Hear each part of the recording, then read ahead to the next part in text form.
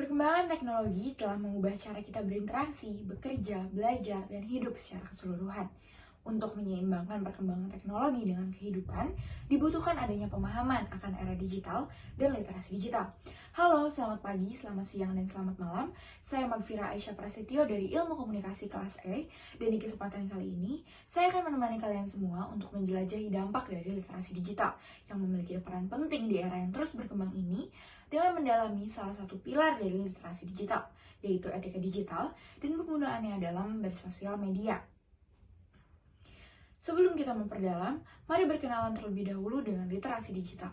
Menurut UNESCO, literasi digital merupakan kemampuan individu untuk mengakses, memahami, membuat, mengkomunikasikan, dan juga mengevaluasi informasi melalui teknologi digital dengan tujuan mendorong tumbuhnya kreativitas dan inovasi diri maupun komunitas. Demi mengembangkan literasi digital dengan tujuan mempercepat transformasi, Kementerian Informasi dan Komunikasi Republik Indonesia mengembangkan 4 pilar literasi, yaitu digital culture, digital skill, digital safety, dan yang akan kita perdalam di kesempatan kali ini, yaitu digital ethic atau etika digital.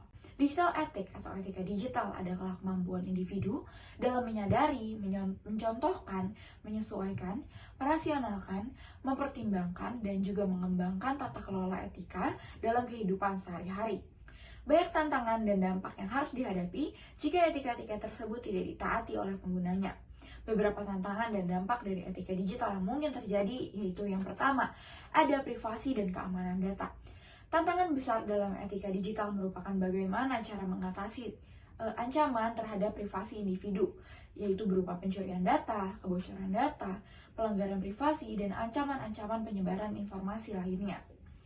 Selain itu, dunia digital juga sangat rentan dengan terjadinya cyberbullying, yaitu bentuk perundungan dalam dunia maya.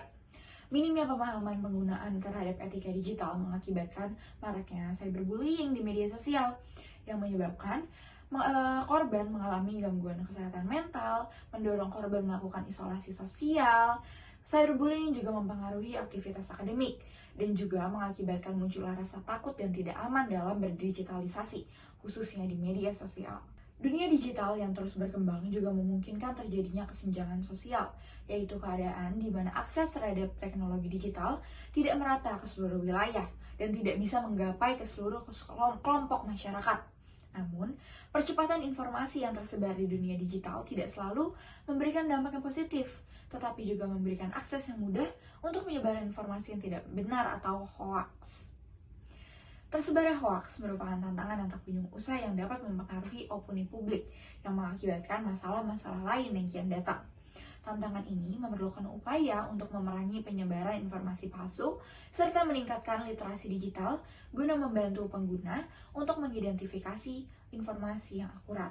Agar etika digital diakui dan diterapkan oleh penggunanya, etika digital harus memiliki prinsip yang dipegang teguh sebagai panduan nilai dan norma yang membimbing perilaku penggunanya, yaitu yang pertama adalah privasi dan keamanan. Menghormati hak privasi pengguna lain, melindungi informasi pribadi, dan menjamin keamanan data merupakan prinsip utama dalam etika digital. Hal ini berkaitan dengan upaya mencegah akses yang tidak sah dan perlindungan keamanan informasi bagi penggunanya. Yang kedua adalah transparansi. Menyediakan informasi yang jelas dan transparan mengenai penggunaan data, algoritma, dan kebijakan adalah salah satu prinsip dari etika digital. Yang ketiga adalah kebebasan berbicara. Mempertahankan kebebasan berbicara dan menyampaikan pendapat merupakan salah satu dari prinsip etika digital. Dan yang terakhir adalah tanggung jawab sosial.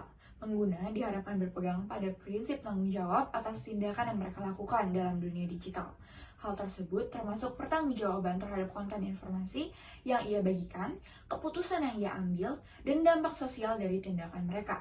Seluruh bagian dari masyarakat dapat berpartisipasi untuk memberdayakan etika digital, yaitu ada sektor pemerintah, sektor swasta, dan juga masyarakat itu sendiri.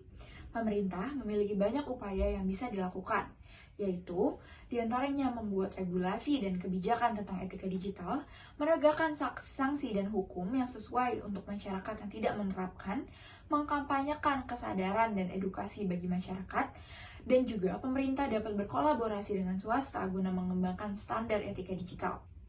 Swasta juga memiliki peran seperti mengembangkan kebijakan internal, pemantauan dan penilaian kinerja karyawan terhadap standar etika digital, bersifat transparan dan terbuka terhadap data yang digunakan, dan ikut berkontribusi dalam inisiatif sosial dan proyek etika digital.